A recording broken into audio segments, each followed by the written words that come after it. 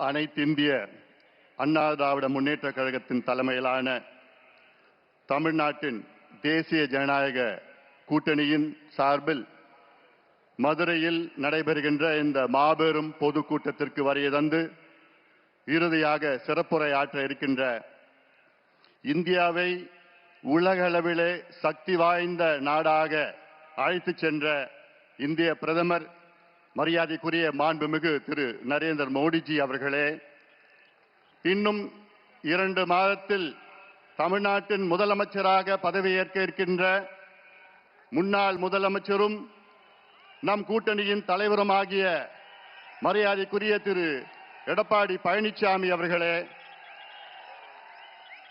மத்திய அமைச்சர் பெருமக்களே, நண்பர் நயினார் நாகேந்திரன் அவர்களே, நண்பர் டிடிவி தினகரன் அவர்களே, நண்பர் ஜி.கே. வாசன் அவர்களே, மேடையில் இருக்கின்ற அனைத்து கூட்டணி கட்சியின் தலைவர்களை வணங்கி இந்த கூட்டம் வெற்றி பெறக்கூடாது என்று ஸ்டாலின் அவர்களுடைய அரசு, திமுக அரசு எத்தனை சூழ்ச்சி செய்தாலும் நிச்சயமாக இந்த கூட்டம் வெற்றி பெறும், வெற்றி பெற்று இருக்கிறது. எவ்வளோ தடைகளை கொடுத்தாலும் இங்கே வருகை தந்திருக்கின்ற லட்சோப லட்ச அனைத்து கட்சி கூட்டத்தின் தொண்டர்களே, தலைவர்களே, நிர்வாகிகளே, ஊடக நண்பர்களே, உங்கள் அனைவருக்கும் என்னுடைய பணிவான வணக்கங்கள். தமிழ்நாடு சமூக நீதியின் பிறப்பிடம். ஆம், தமிழ்நாடு சமூக நீதியின் பிறப்பிடம்.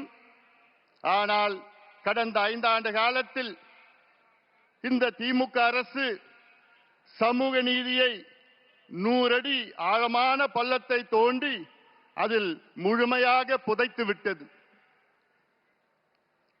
அதற்கு தமிழக மக்கள் நிச்சயமாக முதலமைச்சர் ஸ்டாலின் அவர்களை ஒருபொழுதும் மன்னிக்க மாட்டார்கள். மாறாக கடந்த 6 ஆண்டு காலத்தில் இந்திய அளவிலே சமூக நீதியில் 3 பெரிய சாதனைகளை செய்திருக்கின்றார் நம்முடைய பாரத பிரதமர் மரியாதைக்குரிய நரேந்திர மோடிஜி அவர்கள். ஒன்று, இதுவரை சுதந்திர இந்தியாவிலே முதல் முறையாக இந்திய அளவில் சாதிவாரி கணக்கெடுப்பு நடத்துவோம் என்று அறிவிப்பை வெளியிட்டு இந்த ஆண்டிலிருந்து இந்தியா முழுவதும் சாதிவாரி கணக்கெடுப்பு நடைபெற இருக்கிறது. கடைசியாக இந்தியாவிலே சாதிவாரி கணக்கெடுப்பு நடத்தியது வெள்ளையர்கள் காலத்தில் 1931 95 ஆண்டு காலத்திற்கு முன்பு நடைபெற்றது. அந்த பழமையான தரவுகளை வைத்துத்தான் இந்தியா முழுவதும் இடஒதுக்கீடு நடைபெற்று வருகிறது. அதை மாற்றி அமைத்து நவீனமான ஒரு இந்திய அளவிலே சாதிவாரி கணக்கெடுப்பு நடத்துவோம் என்று அறிவித்த பிரதமர் நரேந்திர மோடிஜி அவர்களுக்கு எங்களுடைய பணிவான நன்றிகளை தெரிவிக்கின்றோம். இரண்டாவது சாதனை, தேசிய பிற்படுத்தப்பட்ட ஆணையத்திற்கு அரசியல் சாசன அங்கீகாரத்தை கொடுத்தவர் நம்முடைய இந்திய பிரதமர் மரியாதைக்குரிய திரு நரேந்திர மோடிஜி அவர்கள். Yes, he has given constitutional status to the National Backward Class Commission. இது 25 ஆண்டு கால கோரிக்கை. அதை நிறைவேற்றியிருக்கின்றார் நம்முடைய பிரதமர் அவர்கள். மூன்றாவது, ரோஹிணி ஆணையத்தை உருவாக்கி இந்திய இதர பிற்படுத்தப்பட்ட மக்கள் ஓபிசி மக்களுக்கு 27 விழுக்காடு இடஒதுக்கீட்டிலே வேற்றுமைகளை கண்டறிந்து அதை அகற்றுகின்ற ஒரு முயற்சியில் ஈடுபட்டிருக்கின்றார் நம்முடைய பிரதமர் அவர்கள். ரோஹிணி ஆணையத்தை அமைத்த பிறகு அதில் ஒரு மிக முக்கியமான ஒரு கண்டுபிடிப்பு, இந்திய அளவிலே ஓபிசி 27 விழுக்காட்டு இடஒதுக்கீட்டிலே கிட்டத்தட்ட 2633 சமூகங்கள் இருக்கிறது. அதில் 10 சமூகங்கள் 25 விழுக்காடு இடங்களை தட்டி செல்கிறார்கள். 38 சமூகங்கள் இன்னொரு 25 விழுக்காடு இடஒதுக்கீடை தட்டி செல்கிறார்கள். இன்னொரு 102 சமூகங்கள் இன்னொரு 25 விழுக்காடு இடஒதுக்கீடை தட்டி செல்கிறார்கள். இன்னொரு 506 சமூகங்கள் 22.5 விழுக்காடு இடஒதுக்கீடை தட்டி செல்கிறார்கள். ஆக 2633 சமூகங்களில் 1977 சமூகங்கள் வெறும் 2.5 விழுக்காடு இடஒதுக்கீட்டை தான் பெறுகிறார்கள் என்ற ஒரு உண்மையை கண்டுபிடித்தவர் நம்முடைய மாண்புமிகு பாரத பிரதமர் நரேந்திர மோடிஜி அவர்கள். அதை கண்டுபிடித்து அதை சரி செய்கின்ற ஒரு முயற்சியில் இருக்கின்றார்கள். உண்மையிலே சமூக நீதி என்றால் நம்முடைய மாண்புமிகு பாரத பிரதமர் நரேந்திர மோடிஜி அவர்கள் தான். ஆனால் சமூக நீதி எங்கள் உயிர் மூச்சு என்று வீர முழக்கம் சொல்லுகின்ற திமுக, குறிப்பாக ஸ்டாலின் அவர்களே, உங்களுக்கும் சமூக நீதிக்கும் எள்ளளவும் சம்பந்தம் கிடையாது. உங்களுக்கும் சமூக நீதிக்கும் என்ன சம்பந்தம் இருக்கிறது? இன்னும் சொல்ல போனால் இந்தியாவிலே, சுதந்திர இந்தியாவிலே முதல் முறையாக ஒரு மாநிலத்தில் சாதிவாரி கணக்கெடுப்பு நடத்தி தரவுகளை வெளியிட்டு அதற்கு ஏற்ப சமூக திட்டங்களை வழங்கி இடஒதுக்கீடை உயர்த்தியது பிஜேபி ஆளுகின்ற மாநிலம் பீகார். நினைத்து பாருங்க. உண்மையிலே சுதந்திர இந்தியாவிலே முதலாக நடந்தது பீகார். ஆனால் சமூக நீதியின் பிறப்பிடம் தமிழ்நாட்டிலே அது நடைபெற்று இருக்க வேண்டும். கடந்த 5 ஆண்டு காலத்திலே ஸ்டாலின் அவர்களே எத்தனை முறை நாங்கள் கேட்டோம், கணக்கெடுப்பு நடத்துங்கள், கணக்கெடுப்பு நடத்துங்கள். இந்த கணக்கெடுப்பு ஏதோ சாதிவாரி கணக்கெடுப்பு இல்ல. உங்களுக்கு அந்த சாதி பேரை பிடிக்கலன்னா அது சமூக நீதி கணக்குன்னு நீ வச்சுக்கங்க, பொருளாதார கணக்கு, ஏதோ ஒரு கணக்கு வேணும். அந்த கணக்கு தான் பீகாரிலே நடத்தி, அந்த பீகாரிலே அங்கே 97 லட்சம் குடும்பங்கள் 6000 ரூபாய்க்கு குறைவான வருமானம் பெறுகிறார்கள். அந்த 96 லட்சம் குடும்பங்களுக்கு அந்த அரசு 2 லட்சம் ரூபாய் ஒதுக்கீடு செய்து அவர்களுடைய குடும்ப வளர்ச்சிக்காக செய்திருக்கிறது. இதுதான் உண்மையான சமூக நீதி.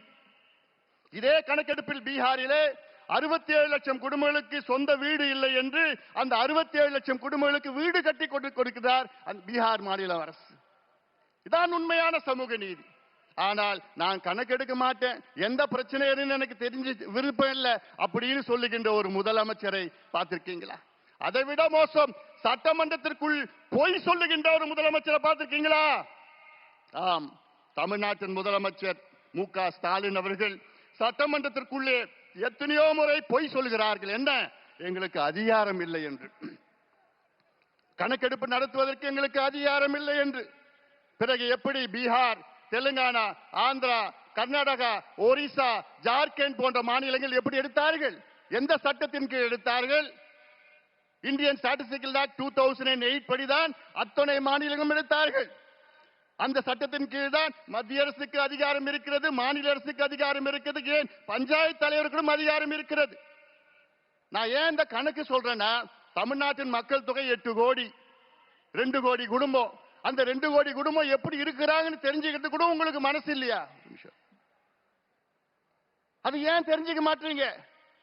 அது 2 கோடி குடும்பம் கணக்கெடுத்து அந்த குடும்பத்தில் எத்தனை பேர் இருக்கிறாங்க, என்ன சமூகம், எந்த மதத்தை சார்ந்தவர்கள், ஆண்கள் பெண்கள் எத்தனை பேர் படிச்சிருக்கிறாங்க, எத்தனை பேர் வேலையில இருக்காங்க, அரசு வேலையா தனியார் வேலையா, அந்த வீட்டில் எத்தனை பாத்ரூம் இருக்கு, பாத்ரூம்ல பைப்ல தண்ணி வருதா, அதுல சோலார் இருக்கா, அல்லது கிணறுல போர் இருக்கா, கிணறு இருக்கா, சைக்கிள் இருக்குதா, இல்ல பைக் இருக்குதா, இதெல்லாம் கணக்கெடுப்பு நடத்தி எத்தனையோ சமூக திட்ட நல்ல திட்டங்கள் கொடுக்கலாம், இடஒதுக்கீடை உயர்த்தலாம், உள்ஒதுக்கீடை கொடுக்கலாம்.